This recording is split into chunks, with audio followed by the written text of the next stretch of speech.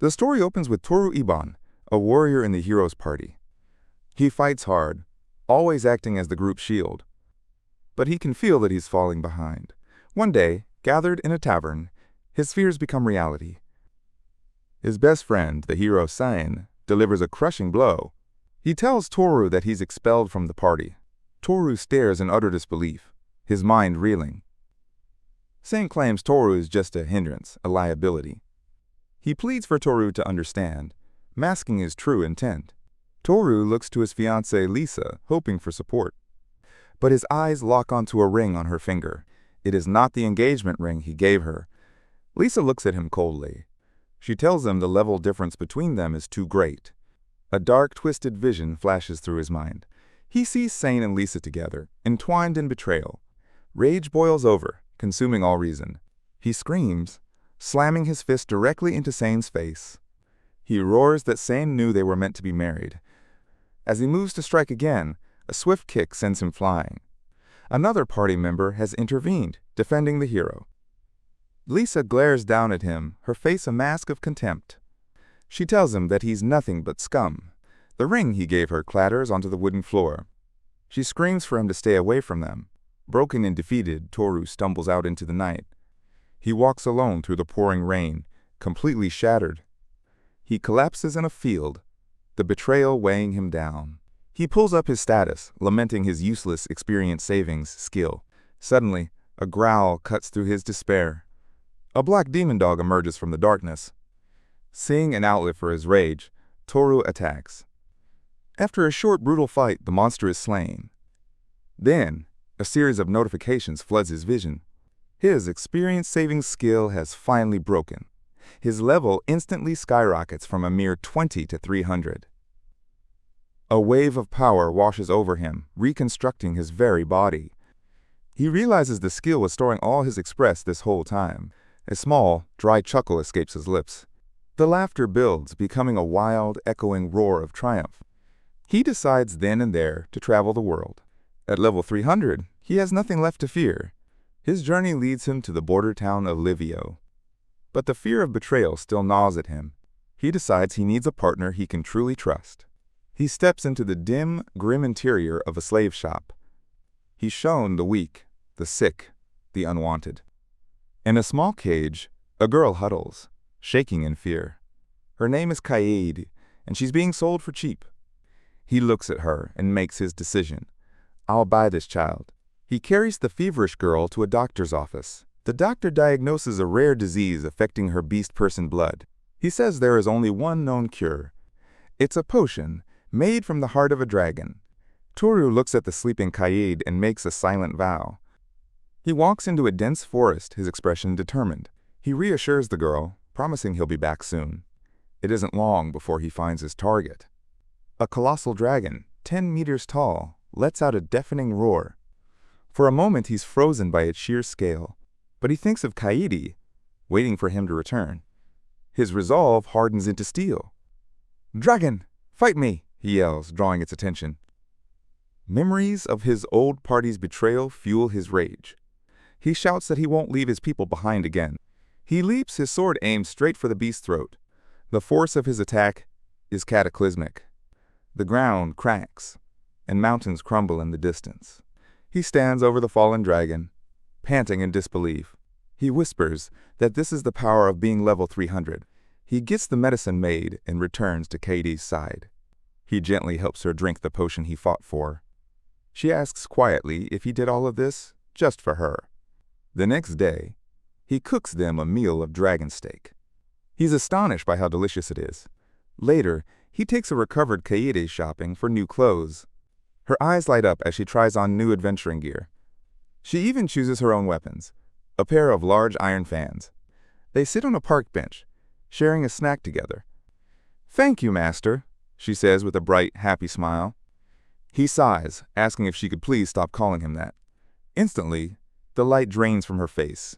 Fear fills her eyes as she stares at the ground. She asks if he's thinking of getting rid of her. Toru is stunned by her terrified reaction. He reaches out, gently patting her head in reassurance. He promises that he is never going to abandon her. Tears well up in Kaede's eyes. He smiles softly. telling her that he needs her. Overcome with emotion, she declares her undying loyalty to him. Kaede congratulates him, her eyes beaming with pride. In the next chamber, a single magnificent sword waits on a pedestal. Toru approaches, his heart pounding in his chest. It's a one-handed blade, beautiful and powerful. He kneels down, his armored hand gripping the hilt. He takes a breath, and with a mighty pull, he lifts the sword. A blinding flash of divine energy erupts from the blade. The sword's power flows through him, humming with life. He is stunned, holding the glowing weapon in his hands. Kaede rushes over, joyfully crying out his name.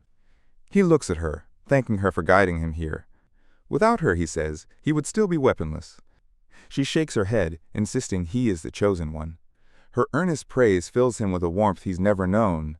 He tries to deflect, a little embarrassed by her words, but her faith makes him think of his old party, of Lisa.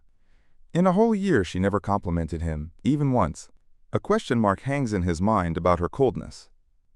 Shaking off the thought, he turns to Kaede with a new resolve.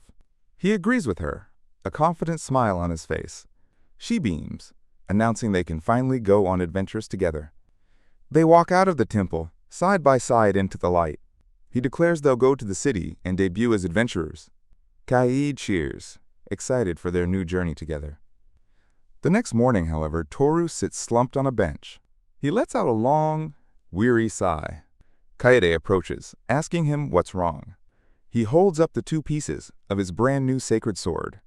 He was just cleaning it, and it suddenly snapped in his hands. The smith from before had charged him a fortune for repairs. He'd gone to a new weapon shop, looking for a replacement. The shopkeeper had given him the sturdiest sword in the store. It had felt good in his hands for only a moment, and then it too had shattered from his immense power. Now even the legendary blade has broken. He sits there, utterly defeated and weaponless once again. But Kaede's face lights up with a brilliant idea. She tells him she knows the perfect weapon for him. She leads him to a cliff overlooking a grand, ancient ruin. This, she says, is the Temple of the Sacred Arms. A man laughs, surrounded by women who once loved another. His name is Sane, and he has a rare skill, the demonic eye of lure. It's the power to forcibly captivate the opposite sex. He relishes the thought of sleeping with Lisa right under Toru's nose. He thinks of his old party member as dead weight he's glad to be rid of. His mind is full of plans for glory, fame, and a harem of princesses. But his grand vision hits an immediate snag. He arrives to slay a dragon, only to be told it's already dead.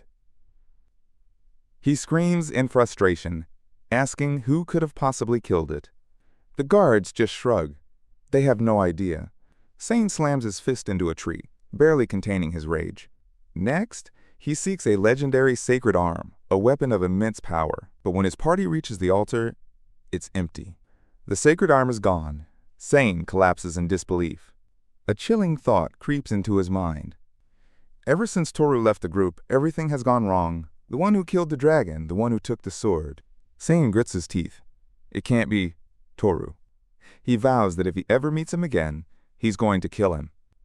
Meanwhile, 1 month earlier, we see Toru himself. He registers as a new adventurer, demoted from rank S back to B. He's on a journey with Kaede, a quiet girl with fox ears.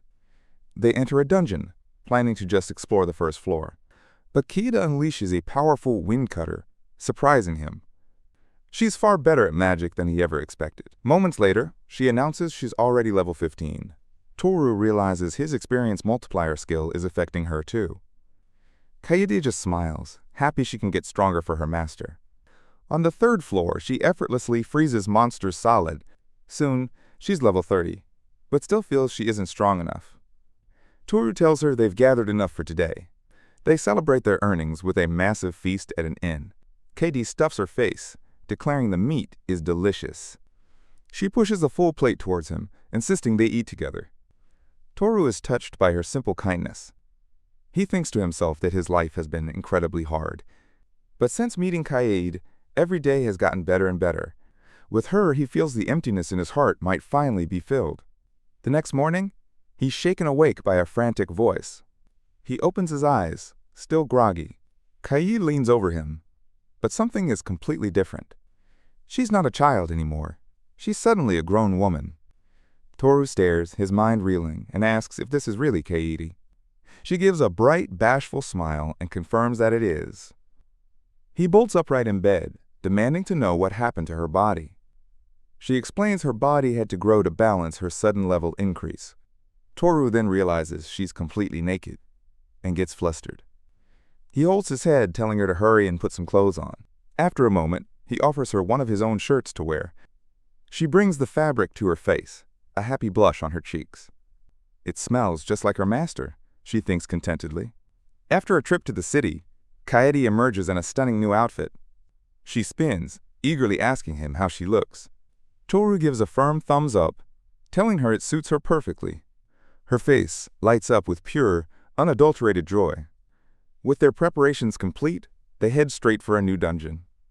Inside, a horde of skeletons immediately charges them. Kaede raises her fan, unleashing a blast of wind that shatters them. Toru watches, thinking to himself that this is almost too easy. He lets out a yawn, admitting he's a bit sleepy. Kaede gets an idea, a gentle smile playing on her lips. She kneels down and pats her lap, offering it as a pillow. Toru hesitates for just a moment before accepting her offer. He lays his head down, pretending to fall asleep instantly. But his eyes are barely open, taking in her wonderful scent. He wakes up for real a short time later, feeling refreshed. He looks around to a chamber now littered with defeated monsters. He asks what happened. Completely bewildered, Kaede calmly explains she took care of them while he slept. Toru is stunned. She did it all without even moving from her spot. He asks to see her status. Needing to understand this power, her stat screen appears, and his eyes scan the list of skills. Then he sees it. Power Boost, a rare skill for top-tier mages. He thinks to himself that this girl is going to be a big star. His resolve hardened, they push deeper into the dungeon's lower floors. Orcs and a minotaur swarm them, the danger escalating. Toru shouts a warning as a massive fist closes in on Kaede. But her expression remains calm, her eyes sharp and focused. A wave of intense cold erupts from her position. The monsters cry out as jagged ice rapidly encases their bodies. Toru can only stare, dumbfounded by her overwhelming strength. At last, they reach the 30th and final floor. A massive, glowing crystal marks the dungeon's core. Kaede turns to him, insisting he be the one to touch it. A voice cuts through the haze, calling out for her master. Toru groans, his head throbbing with confusion. He sits up, trying to remember what happened. Kaede tells him to look up. They are sitting at the bottom of a massive, gaping crater. The dungeon, she explains, has completely disappeared. Toru stares at the impossible hole in the earth. Kaede then notices something glinting on his hand. She asks him about the new ring on his finger. He raises his hand, surprised to see it there. He wonders if it's a reward for their fast clear. Kaede looks down. She has one too. After a quick appraisal, he gasps. They are rings of disguise. He realizes they are incredibly high-level, useful items. It's time to get out of here. He scoops Kaede into his arms, telling her to hold on tight. With a single, powerful leap, he rockets towards the surface. Kaede screams, sure they won't make it, but they land safely under the light of a colossal moon. 2 days later, they travel down a sun-dappled road. Their destination is the city of Einarch. But first, they have a stop to make. They arrive before a set of ancient, overgrown ruins. Legends say an advanced civilization once flourished here. Toru feels the pull of a man's romance for ancient places. Later, while sharing a meal, Kaede has a question. She asks if he has a name in mind for their party. He suggests the Roaming Brigade. She smiles brightly, agreeing that it's settled. Toru just wants to enjoy the world at his own pace. But his thoughts turn serious. He asks Kaede how she ended up as a slave. Before she can answer, a sound interrupts them. A carriage careens down the road, moving at a frantic pace. Behind it, a group of bandits on horseback gives chase. One of them grins, eager to have some fun. Another yells for them to stop the carriage. Toru looks at Kaede. They have to help. She nods, ready for action. In a flash, Toru is beside one of the riders. He says a casual yo and grabs the bandit. The man is yanked from his horse, utterly shocked. The other bandits stop, stunned. Their leader demands to know who the hell he is. Two of the riders charge forward, screaming for his death. Toru watches them come, his expression calm. He unleashes a pulse of invisible force. Men and horses are thrown violently into the air. They tumble through the sky in a chaotic mess. Toru watches one slam hard into a tree. He mutters to himself, wondering if he overdid it. Just then, he senses another threat. A bandit from a distance has an arrow aimed right at him. The arrow flies, straight for his back, but it freezes in midair. Kaede stands before him, a bow in her hands. She stopped the volley with her own power. She turns to the last bandit, her eyes cold. He is no match for her. The bandits on the ground stare up in disbelief. A voice from the carriage asks if everything is okay. Kaede scoffs, noting their pathetic levels. A woman in an elegant dress steps out. She introduces herself as Marianta, daughter of Count Roata. She thanks them profusely for their help. Toru introduces himself, and Kaede, his slave. Marianta's eyes light up at the name Toru. She clasps her hands together, overjoyed. She insists they come to her mansion as a reward. Reluctantly, Toru finds himself ushered into her carriage. Soon, they see it in the distance, the magnificent cliffside city of Einarch. They arrive at a sprawling, luxurious estate. Staff line the grand staircase to welcome them. Toru is led to a guest room fit for a king. Overwhelmed with excitement, he dives onto the plush bed. Kaede watches from the doorway, trying to hide a smile. She catches him mid-celebration, leaving him mortified. Later, she offers to show him around the city. He gives her a heavy pouch of coins for an allowance. She and Marianta head off to a sweet shop, fast friends. Toru watches them go, a familiar ache in his chest. He's still haunted by the memory of Senya and Lisa. The group stops before a huge statue of a warrior. Marianta explains it's her father, the lord of the city. Suddenly, the entire square begins to shake violently. The ground cracks and ruptures beneath their feet. Thick black tentacles erupt from the chasm. They wrap around Marianta, snatching her into the air as Toru screams her name. A young man stares in horror at the chaos. Other civilians have been kidnapped. He shouts for his Oju-sama, promising he is on his way. A maid named Kaede is already running ahead. He yells her name, telling her to wait for them. The group plunges together into a vast, dark chasm. A blonde, fox-eared woman says she'll make a cushion for their fall. She then conjures a bright ball of light. It illuminates an ancient, crumbling ruin below. The man explains the city was built atop this maze. They discover a strange trail of mucus on the ground. This must be the path the monster took. He tells the others he will take the lead. The maid, Urara, takes her place at the rear, knives ready. They follow the winding trail deeper into the darkness. A massive serpentine monster suddenly bursts from the wall. Before the man can react, a knife pierces its eye. He turns to see the maid, Urara, standing calmly. He asks her what her job is.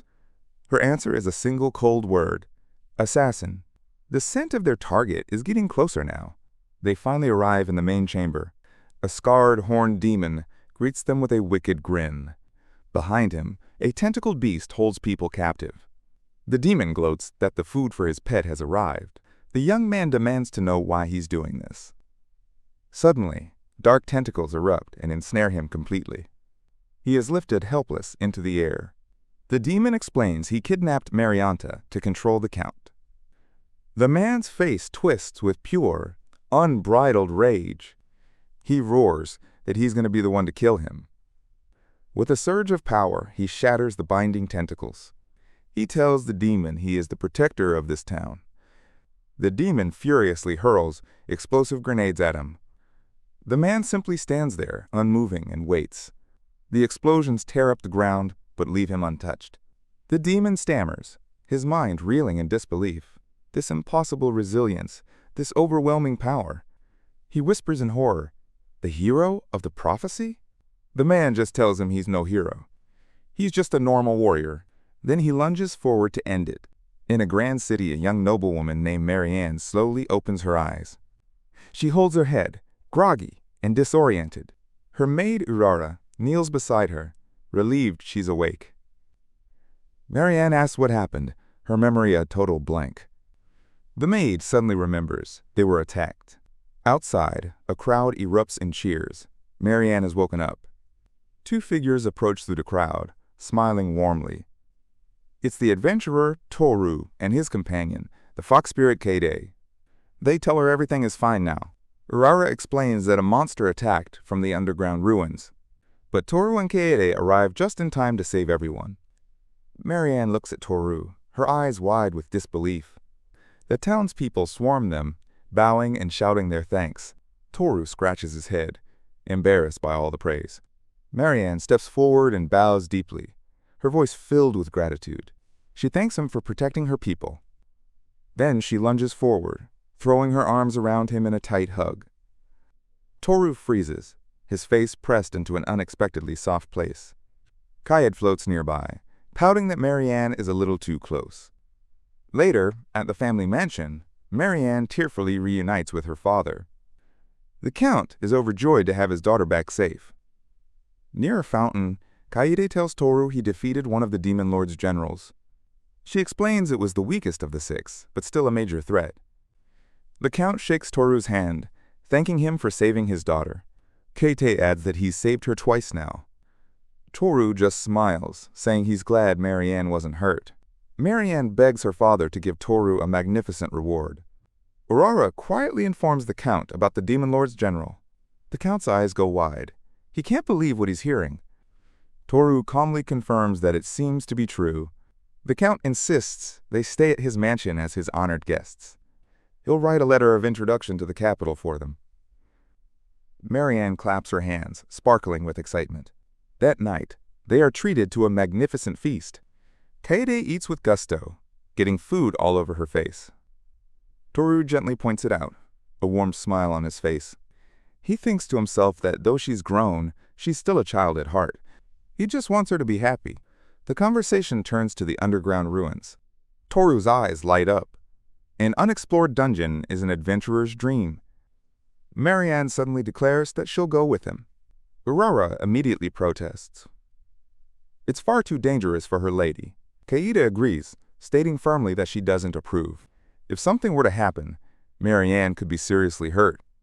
Marianne looks at them, her voice trembling slightly. She asks if she can come along as a friend.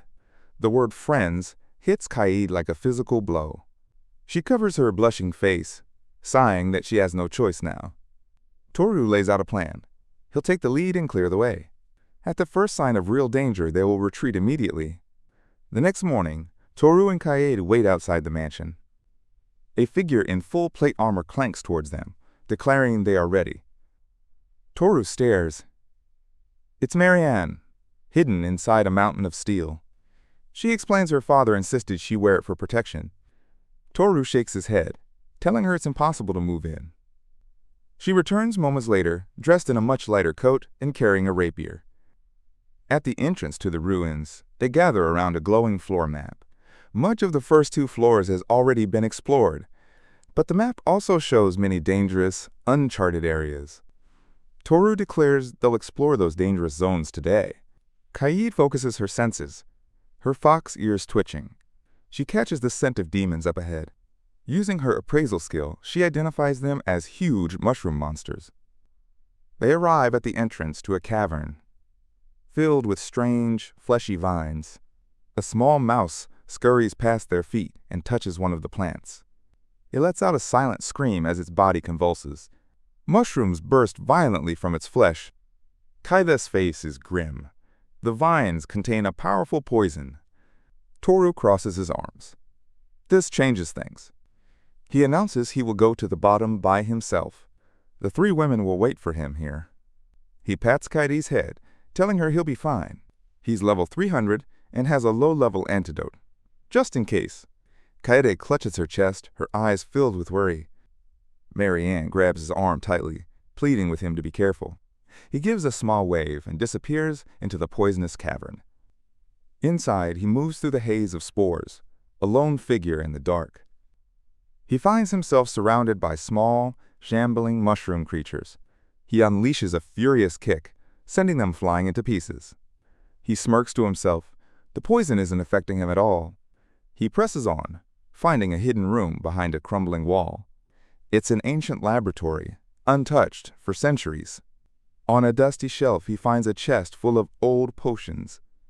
He pulls out a decorative bottle, examining it closely. This might work. He returns to the others, holding up an elixir and a key he found. As they prepare to move on, Marianne looks at him with resolve. She asks him to teach her how to fight. She's tired of always being weak, of always being protected. Aurora, moved by her lady's wish, vows to get stronger as well. As Toru smiles, about to agree, a blinding light engulfs him. A massive bolt of lightning tears through the sky above the city. On the street below, people look up in utter confusion. One man says he saw lightning, but his friend points to the clear sky. In another realm, the light engulfs Toru completely. His face is a mask of pure shock. "Why now?" he screams. A flood of system windows announces new jobs and skills. The light fades, leaving his companions stunned.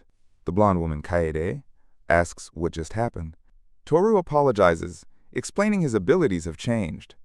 He asks for a moment to check his new stats. His screen shows an incredible list of high-ranking jobs. The fox-eared woman lets out a gasp of shock. She tells him every single one is superior and high-ranking.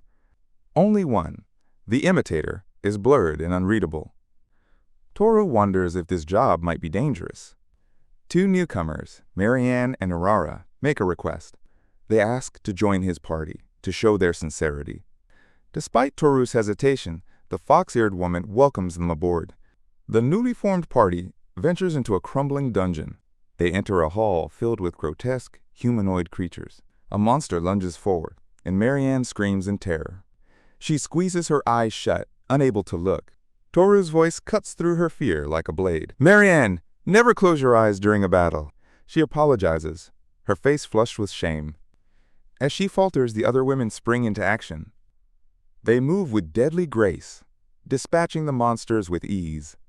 Still more creatures crawl down the walls, surrounding them. Marianne panics again at their sheer numbers. Another monster lunges for her. Toru intercepts it effortlessly, catching its claw in his hand. "See?" he asks with a confident smile. With one swing, he blasts the nearby creatures away. He asks her if she can do it now. Her friends shout their encouragement, telling her they have her back. She takes a deep breath, her eyes filled with new resolve. "Yes?" They journey deeper, into a chamber covered in thick webs.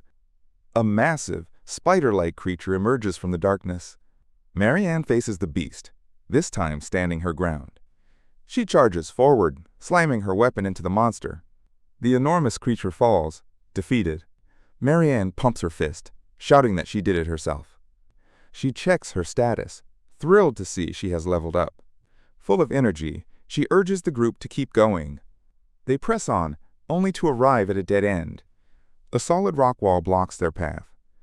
The party is disappointed, but Toru senses something is off. He kneels down, examining the stone surface. With a single finger, he breaks the stone surface. His companions watch in stunned silence. He draws a perfect, intricate circle on the rock face. The wall groans, a hidden door grinding open before them. It reveals a secret chamber, untouched for ages. Inside, they find swords without a trace of rust. Toru marvels at the incredible technology. His fox-eared companion calls him over to an altar. On it sits a large, smooth white egg and a strange rocky mass. She explains they are summoned beasts of an ancient race. They've been dormant here for a very long time. To awaken them, one must pour in a huge amount of magic. The party is excited, eager to see what happens. Intrigued, Toru picks up the smooth egg. "Here I go," he declares, ready to begin. He begins to channel his magic into the object. He looks concerned, wondering if he used too much magic already. His companion theorizes it was a creature of great power. The egg begins to glow, pulsing with a faint light. A sudden surge of energy flows from it. Toru's expression hardens with resolve. He declares that he will now take this seriously. A strange, cloudy substance begins to fill the room. The fox-eared woman says it feels like they're standing in water. An overwhelming amount of magical power floods the chamber. The masked woman cries out that space itself is becoming distorted. Toru holds the glowing orb, electricity crackling around it. He asks if it's ready yet. The egg pulses with an intense layered light. He lifts his sword, ready for the final step. All I have to do is draw some blood to finish the contract. Suddenly, a star-shaped tear appears in the air. Here it is! A towering pillar of white, fiery energy erupts before them. Toru and his companions stare in absolute shock and awe. The sheer power of it is overwhelming. As the light settles, they look down at what has emerged. A large, round, fuzzy creature is revealed. It has a single prominent eye and a tiny mouth. Someone asks if it's a beast. Another marvels that it's a fluffy and cuddly beast. It looks up at them and lets out a soft, curious cry. Q! Kaede gently caresses the strange new creature. She whispers that it is very beautiful. Toru thinks it's cute, but wonders if it's actually useful. The creature's single eye seems to frown at his words. Suddenly, it grows large enough to carry a person. Kaede excitedly suggests they give it a name. Toru smiles, declaring they shall call it Panda. Later, they appraise their loot from the dungeon. They find healing potions, medicines, and more. Kaede holds up one vial, announcing it's an elixir. A local merchant is stunned. He's never seen one before. He tells them to sell it at auction in the capital. The auction is a massive success. Toru stares at a table overflowing with money. The final tally is an unbelievable 500 million. He holds a white gold coin, a treasure he's never seen. As they prepare to leave, Marianne looks heartbroken. She asks Toru if he is really leaving today. Toru confirms, but admits he wishes he could stay. Marianne confesses her jealousy of Kaede. She wishes she could leave home and see the world. She feels like a bird trapped in a gilded cage. As Toru says his goodbyes, her composure finally breaks. Tears well in her eyes as she clutches her hands. She rushes forward, throwing her arms around him tightly. Elsewhere, an adventurer named Sane arrives at a new town. He finds only a massive, empty crater. The dungeon he sought disappeared a month ago. Someone beat him to his heroic debut. He grits his teeth, his face twisted with pure fury. His companion, Sawara, tries to comfort him. He turns on her, his eyes blazing with rage. He screams at her not to pity him. He violently grabs her as his party begs him to stop. He activates his demon eye to regain control of them. Later, he arrives as a guest at Marianne's estate. He's instantly captivated, vowing to make her his. He tries to use his demon eye on her, but it fails. A message appears. The target's level is too high. Cyan stares in disbelief, his mind reeling. Marianne looks back at him with a knowing smirk. She calmly asks what he just tried to do to her. Sane's face is a mask of pure shock. His mind races, trying to process his failure. Marianne's smirk widens into a confident smile. She asks him again, her voice dangerously sweet. What exactly was he trying to do to her? Sane flinches back, sweat dripping down his temple. He sputters, stammering that it was just a joke, just a little adventurer's prank, nothing more. Marianne's smile vanishes in an instant. Her expression turns as cold as winter stone. She tells him she knows all about his demon eye. She calls it a pathetic trick for pathetic men. A shocked murmur ripples through the guild hall. Sane's face flushes with shame, then twists into rage. He snarls that no woman makes a fool of him. If his eye won't work, his blade will do just fine. He shouts that he will take her by force. His hand shoots to the hilt of his broadsword. He yanks the heavy blade free with a vicious shriek of steel. The crowd cries out and scrambles backward. Sane charges, raising the sword for a downward slash. He screams that he'll teach her some respect. Marianne doesn't move. She doesn't even flinch. Her expression remains calm, almost disappointed. As the blade whistles down toward her, she raises one hand. Her palm faces outward, open and waiting. A brilliant flash of holy light erupts from her fingers. Sane's sword slams into an invisible, golden barrier. A deafening crack echoes through the entire building. The tempered steel of his blade shatters into a dozen pieces. The violent force rips the hilt from his stunned grasp. A wave of pure energy slams into his chest. He's thrown backward through the air like a rag doll. He lands in a crumpled heap 10 feet away. The guild hall falls into an absolute stunned silence. Every adventurer stares, their jaws hanging open. Sane props himself up on his elbows, groaning in pain. He looks at his empty, trembling hand. Then he looks at Marianne, his eyes wide with terror. He can't understand. This is impossible. A faint golden aura now shimmers around the priestess. Her normally gentle eyes begin to glow with power. She takes a single, deliberate step toward him. She says aloud that she has had enough. She is tired of weak men and their fragile pride. Sane begins to crawl backward on the floor. He desperately tries to scramble away from her. All of his bravado has evaporated into pure fear. His two companions see their chance to escape. Without a second thought, they turn and bolt for the door. They abandon their leader without a backward glance. Marianne pays them no attention whatsoever. Her focus is locked on the whimpering man before her. She slowly brings her hands together into a prayer. She begins to chant, her voice low but carrying immense power. The golden aura around her flares, illuminating the entire hall. The very air begins to crackle with holy energy. A swirling vortex of light forms in the air above her. Sane stares up at the gathering power, paralyzed. He tries to scream, to beg, but his throat is tight with fear. He realizes he has crossed a line he can never uncross. This woman is not a simple healer. She is a monster of holy power. The vortex of light pulses, ready to be unleashed. Marianne opens her eyes, and their glow is now blinding. She speaks a final, resonant word of judgment. The light doesn't blast downward, but descends like a cage. Countless chains of pure golden energy erupt from the floor. They snake around Sane's arms, his legs, his chest. He yells in shock as he's hoisted into the air. He is completely, utterly bound and helpless. The chains don't burn, but they purge. He feels his rage and arrogance being scoured from his soul. All that remains is his raw, unfiltered terror. The blinding light finally subsides. Sane is left dangling limply in his ethereal prison. Marianne's aura recedes, the light in her eyes fading. Once again, she looks like an ordinary priestess, but the image of her power is burned into every mind. She walks calmly over to the suspended, trembling adventurer. She stops directly beneath him, forcing him to look down. She gazes up into his tear-streaked eyes. In a quiet voice, she tells him to stay away from her. She asks him if he understands her warning.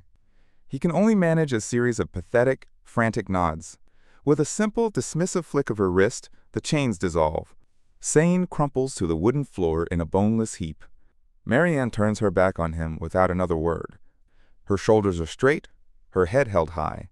The crowd of stunned adventurers parts for her like the sea. A stern-faced man explains their next meeting is a total secret. In a carriage at night, Titus learns it's an audience with the king. A majestic castle appears on a cliffside under the moon. They're led up a grand staircase into a lavish study. Flanked by guards, the imposing King Armand awaits them. The king declares this an unofficial, off-the-record meeting. He has a direct request for Titus, the adventurer. The imperial capital, he says with a grim face, is in danger. He wants Titus to eradicate the terrible Death Ant Queen. The king's men press him, asking if he can do it or not. Titus looks up, his expression firm and unwavering. He tells them simply that he can. The king is stunned by his absolute confidence. He offers Titus a title, land, the name of a hero. Titus just shakes his head. He only wants money.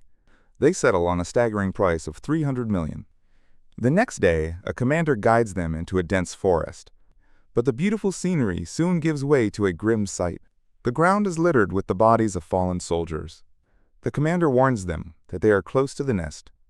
Suddenly, skeletal, insectoid figures emerge from the shadows. The commander's face drains of color. They are surrounded. An overwhelming horde of death ants rushes toward them. Kaede calmly offers to use some wide-area magic. The commander scoffs, asking if that's even possible. With a serene look, Kaede summons 2 massive tornadoes. Then she whispers another spell, Ice Age. The entire forest is flash frozen into a jagged, icy wasteland. The commander can only stare, speechless at the absolute power. In the cleared land, Titus spots the entrance to the nest. Katie casually suggests turning the nest into a dungeon. His eyes widen in sudden understanding. He realizes he can.